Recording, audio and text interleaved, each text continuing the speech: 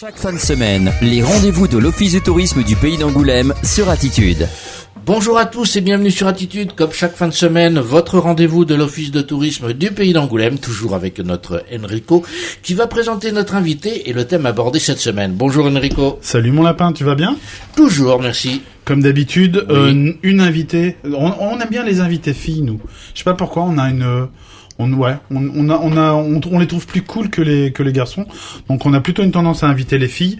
On va vous la présenter d'ici quelques minutes. On va vous rappeler que toutes les informations que l'on va vous donner, vous allez pouvoir les retrouver naturellement sur le site de l'Office de tourisme du Pays d'Angoulême au www.angoulême-tourisme.com ou tout simplement nous appelant au 05 45 95 16 84. Vous ne serez pas forcément que sur l'agenda puisque là, sur le coup, c'est une espèce de collaboration, mais vous retrouverez également notre invité sur la boutique de l'Office de tourisme du Pays d'Angoulême. Nous avons comme invité aujourd'hui notre amie Aurélie Pinard. Bonjour Aurélie. Bonjour. On va se tutoyer parce qu'Aurélie est drôle et que le vouvoiement avec des vannes ça marche pas. Donc autant tout de suite commencer par le tutoiement. Aurélie, tu es présente pour nous parler des produits que tu travailles. On est sur des confitures made in Cognac et ça s'appelle Tadjam. Je crois que tout le monde connaît parce que t'es partout et que les gens adorent ce que tu fais. Mais en marge de ça, t'as également une petite collaboration avec le festival, alors pas le festival d'ailleurs, la Cité internationale de la bande dessinée. Ça a commencé pendant le festival de la bande dessinée, mais ça continue avec une collab et l'exposition Croquer, la BD met les pieds dans le plat, une exposition qui va se dérouler jusqu'à mi-novembre. Et dans le cadre de cette exposition autour de la gastronomie et de la bande dessinée, t'as fait une petite collab en mettant en avant un petit coffret de gelée charentaise avec, si je dis pas de bêtises, tu vas me le dire ou pas. Mais, alors une gelée au pinot Voilà. des Charentes et une gelée au cognac. Exactement, des gelées avec du pinot et du cognac pour tous les gens qui veulent venir découvrir. Mais avant de rentrer et en gardant en fil rouge bien sûr cette proposition, j'aimerais que tu nous parles avant tout de comment t'as créé comment ça t'est venu tout ça, cette idée de te dire je vais faire des confitures avec des locaux et je vais avoir une gamme hyper large des propositions que tu proposes. Comment ça t'est venu à l'esprit et depuis combien de temps maintenant tu travailles à ces produits? En fait, je pense comme tout confiturier, il y a toujours une histoire de famille derrière ça. Donc il y a j'ai toujours fait des confitures avec ma grand-mère, j'ai fait des confitures avec ma mère et j'ai travaillé pendant 10 ans dans un hôtel à Cognac à Château-Bernard qui s'appelle Lieuze, l'établissement Lieuze et en fait, j'ai commencé je faisais de l'événementiel là-bas et j'ai commencé à leur faire les confitures du petit déjeuner en collaboration avec les courges et les plantes du Jardin Respectueux qui est une association qui est en contrebas en fait de l'hôtel. Qui crée des jardins pédagogiques. En fait, c'est un jardin pédagogique et qui est vraiment une très belle association à aller voir. D'ailleurs, je le place au passage. Tu as raison et ils ont leur petite réputation. Donc, tout à fait. Ouais. Donc c'est plutôt un bel endroit. Et donc donc je me suis mise à faire toutes les confitures du petit déjeuner et petit à petit finalement il y avait de bons retours sur les réseaux comme TripAdvisor, réseau hôtelier et les gens voulaient ramener des confitures sauf que moi je faisais ça dans des pots c'est ça, dans des pots de récup, pas vraiment d'étiquette, donc petit à petit je me suis dit il faut être un petit peu plus pro, donc on a commencé à mettre dans des beaux pots et donc donc c'est comme ça que j'ai créé la marque Tadjam qui est finalement parce qu'en fait tous les retours que j'en ai en général c'est que c'est toujours la surprise et Tadjam c'est un mélange en fait de Tadam, le côté donc la surprise, et jam qui veut dire confiture en anglais, donc Tadjam, voilà. Donc c'est pour la petite histoire. Bonne explication parce que je l'avais pas le Tadam, mais Tadam c'est vachement bien, ouais. C'est une belle. Maintenant je comprends mieux le Tadjam, mais au début tu travaillais sur les classiques. Non, j'ai directement... t'es parti sur des associations, parce que c'est aussi la particularité des confitures que tu nous proposes, c'est qu'on est sur des associations et des propositions qui sont juste... t'es la seule, quoi. Faut être honnête, t'es la seule à faire ça. Ouais. Alors c'est pour le petit côté nostalgie. En fait, j'avais donc deux grand-mères, donc ma grand-mère maternelle, ma grand-mère paternelle, bien sûr.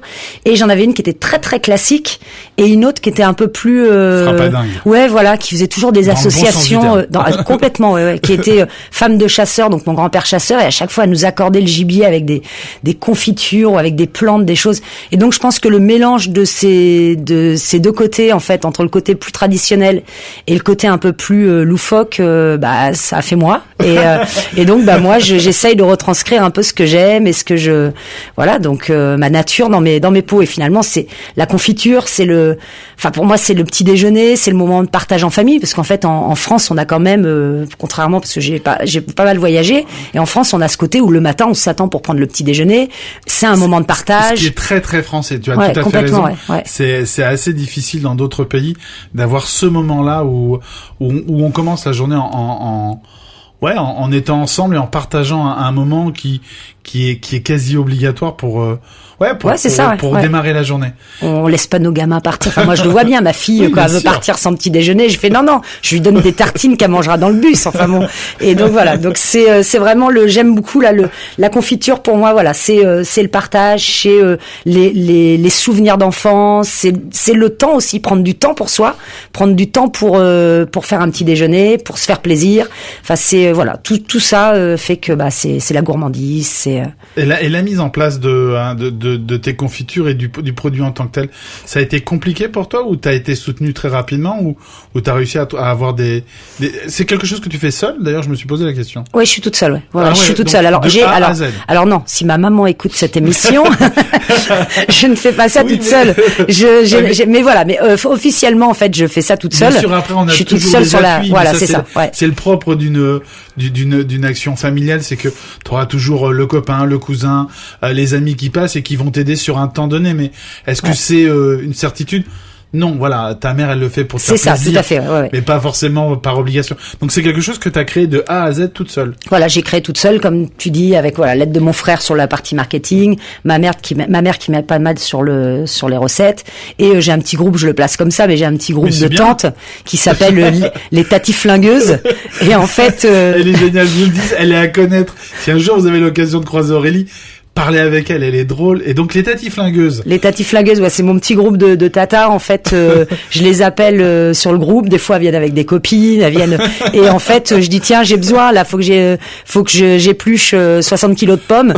Elles débarquent avec leur tablier, leur machine. Enfin, c'est quand même, oui, c'est vrai que je pense que c'est des expériences à vivre. Et finalement, c'est dur parce que c'est un métier quand même qui est dur, parce que je ramasse les fruits. Enfin, j'en ramasse pas mal, et le reste je prends chez des maraîchers locaux. Mais quand on les ramasse, qu'il faut les éplucher ou les dénoyauter, puis les mettre les cuire, les mettre en pot, c'est quand même un travail qui est quand même fastidieux, mais je m'éclate en fait, parce que justement il y a des rencontres tout le temps, tu vois, aujourd'hui on se rencontre, c'est vraiment une histoire une belle aventure.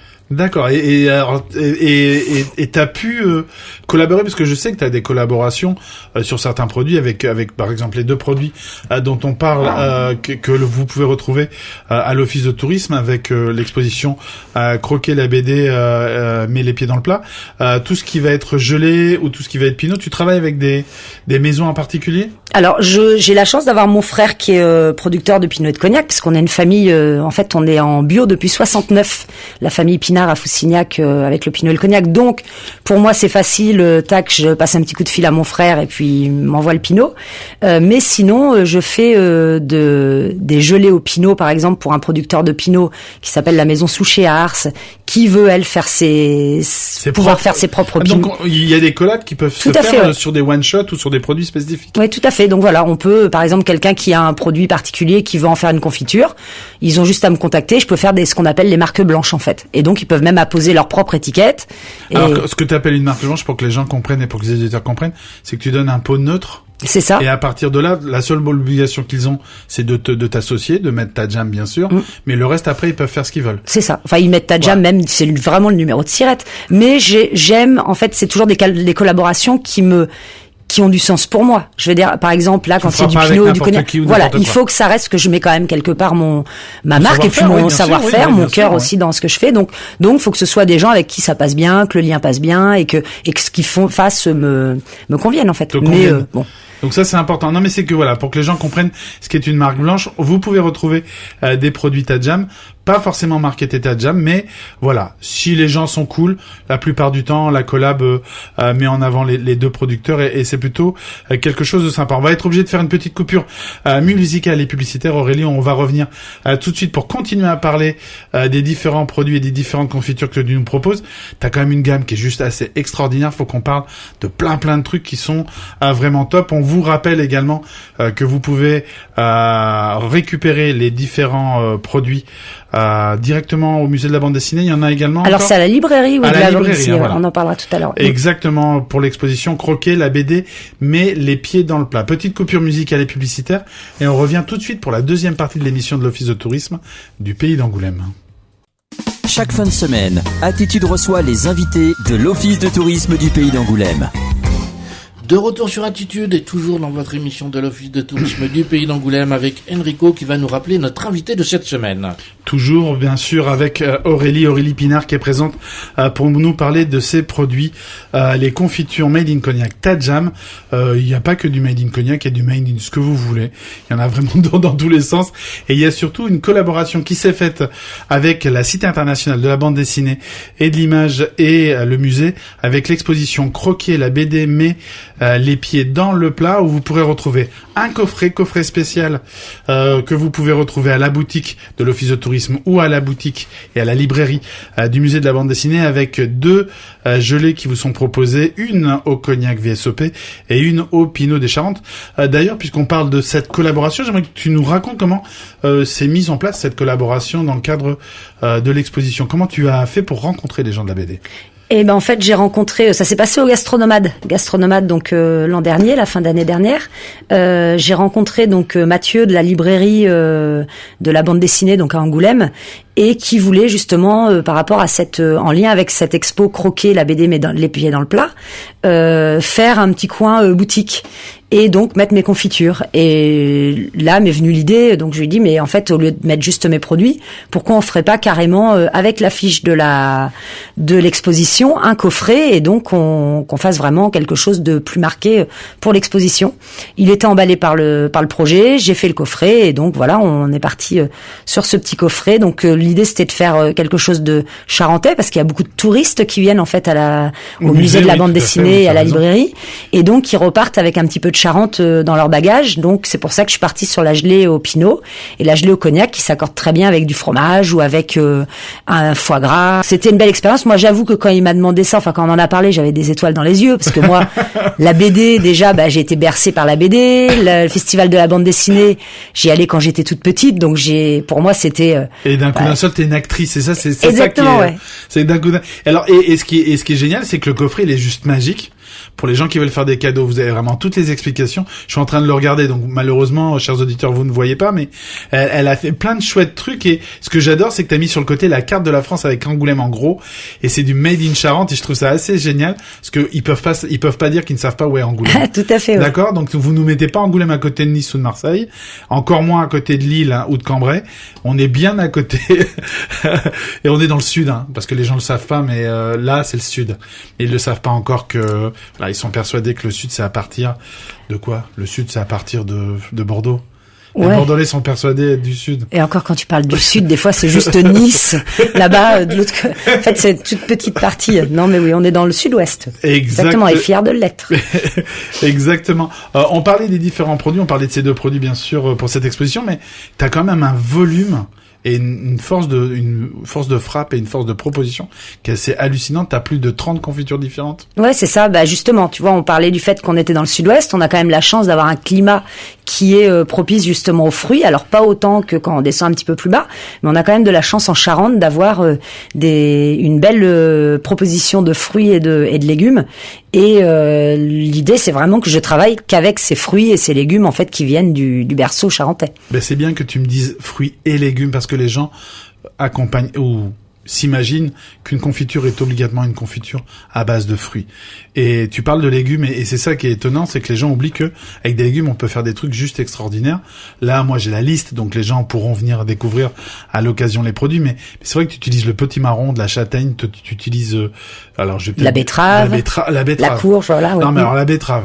Alors vas-y, explique-moi le coup de la betterave, parce que c'est quand même génial le coup de la betterave. T'as fait une confiture comment? En fait, c'est parti du... Ah oui. En fait, c'est l'hôtel dans lequel je travaillais. Non, c'est ma grand-mère. Oui, si je veux enjoliver un peu, c'est ma grand-mère. Non. C'est l'hôtel avec lequel je travaille, en fait, qui cherchait un accompagnement pour leurs langoustines, des langoustines en frites, en fait, enfin en beignets. En beignets. Et en fait, ils portent vraiment attention au fait qu'ils travaillent avec les produits de saison. Et c'était la saison de la betterave. Et j'ai dit, tiens, je vais essayer de faire un ketchup de betterave, parce que finalement, c'est une confiture, mais que j'appelle ketchup. Bien sûr, mais tu as raison. Et en fait, c'est le principe des chutneys qu'on peut entendre. Tout à fait. Chutney, des choses comme ça qui s'accompagnent, c'est du sucré qui s'accompagne avec du salé, donc c'est tout à fait légitime. Donc, un ketchup de betterave. Qui s'accompagne, mais à la perfection, finalement, avec ce beignet de langoustine. Donc, je suis partie à faire ce ketchup, et finalement, après, à le faire goûter à droite à gauche, et puis à trouver que ça pouvait être une idée à mettre en pot. Non, mais oui, et tu voulais dire? Et donc, alors, je travaille ce ketchup de betterave pour te dire, en fait, c'est ce principe de travailler avec des partenaires, je le fais avec le baume de Bouteville, en fait, qui est un vinaigre local, enfin un balsamique local. Oui, qui vieillit dans les barriques, oui. En barrique, en fût de cognac. Et donc, j'adore ça, en fait, l'idée, quand je te parle de rencontres, c'est pas que des rencontres après, une fois que le produit est fini. C'est la rencontre avec les producteurs.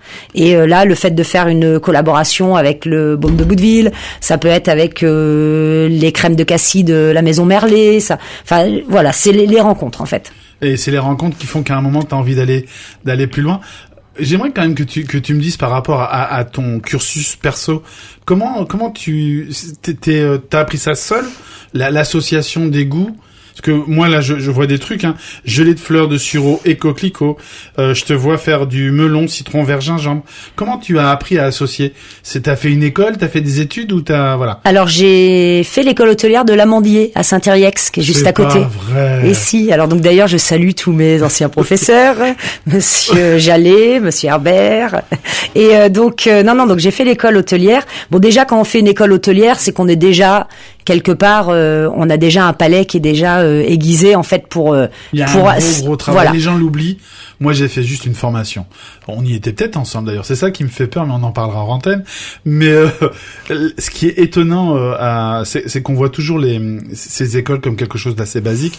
Il y a un travail de fou sur apprendre à goûter, comprendre et associer les produits. Et ça, c'est un travail qui, si on ne pratique pas, on ne sait pas. C'est pour ça que je te posais cette question. Ouais, et effectivement, le fait d'avoir fait cette école et aussi mon héritage familial ou quoi, fait que quand je vois des fruits ensemble, j'arrive déjà dans ma tête à imaginer le goût que ça va donner, en fait. Et ça, c'est une force que j'ai, c'est que autant quand je vais aller dans une pièce, il y a des gens, des décorateurs qui eux vont voir une ruine et vont tout de suite voir le potentiel de la ruine, que moi ça j'ai un peu plus de mal, que là sur la nourriture, sur les fruits, mais que ce soit pour des fruits, des légumes ou des associations avec du poisson, on arrive finalement à avoir aiguisé assez notre palais pour imaginer le goût dans notre tête, en fait, avant de le faire. Et ça, alors je te demanderai pas comment tu as réussi à nous faire un caramel aux algues de l'île de Ré. Ça... Là, c'était pour avoir le côté iodé. Je t'avoue que j'ai fait des essais au début avec du jus d'huître. Elle est géniale. Caramel à l'huître et ça passait pas. Si, ça pouvait passer, mais j'avais peur de la conservation, en fait. Donc j'ai dit bon, attends, avant.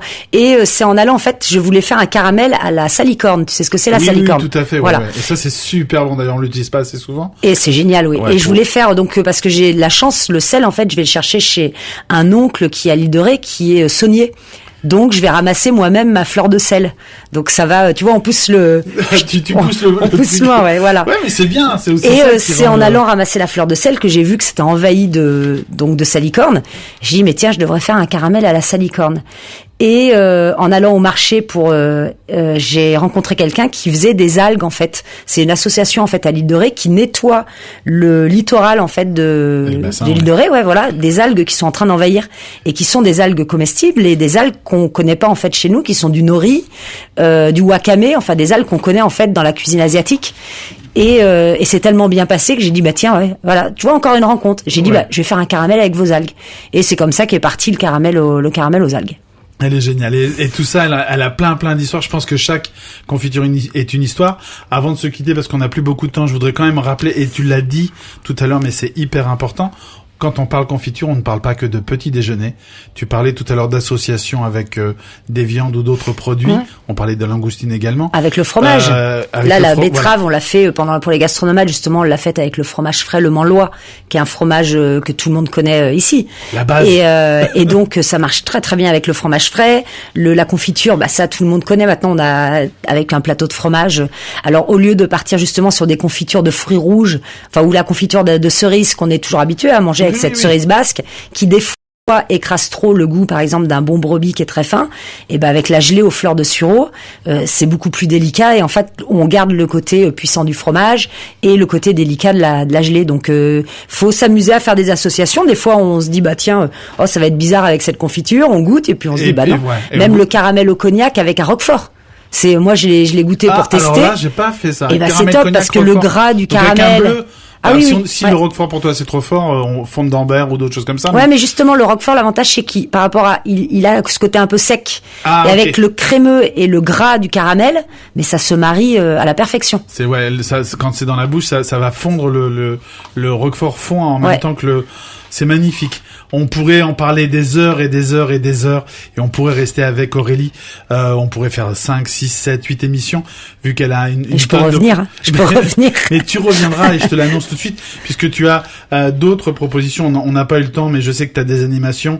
Tu peux faire des animations, tu peux proposer à créer des confitures, et toi, à orienter les gens. Donc, pour personnaliser également, si on veut. On aura, je pense, l'occasion de te réinviter pour parler de tout ça, pour continuer à parler des confitures, parce qu'on a donné 3-4 exemples, mais je vous jure qu'il y a vraiment énormément de propositions faites par Aurélie pour ces produits. Ces produits, vous pouvez les retrouver en ce moment. Et pas que le coffret. Bien sûr, il y a le coffret que vous retrouvez au musée de la bande dessinée ou à l'office de tourisme du pays d'Angoulême. Tout ça, bien sûr, dans le cadre et dans le partenariat qu'Aurélie et que Tadjam a fait avec le musée de la bande dessinée, l'exposition Croquet, la BD met les pieds dans les plats.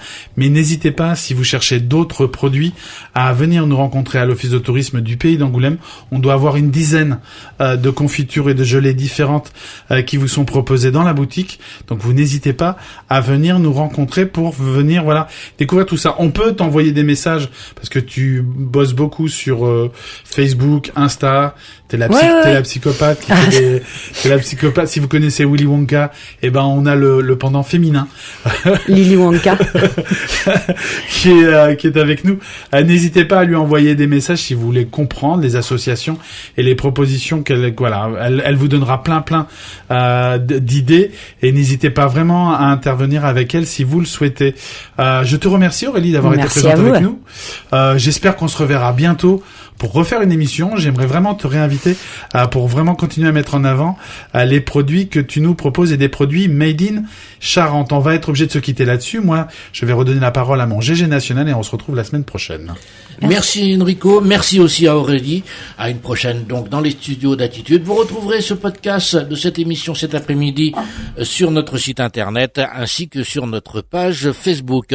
Excellente fin de semaine, très bon week-end à vous tous, et à la semaine prochaine.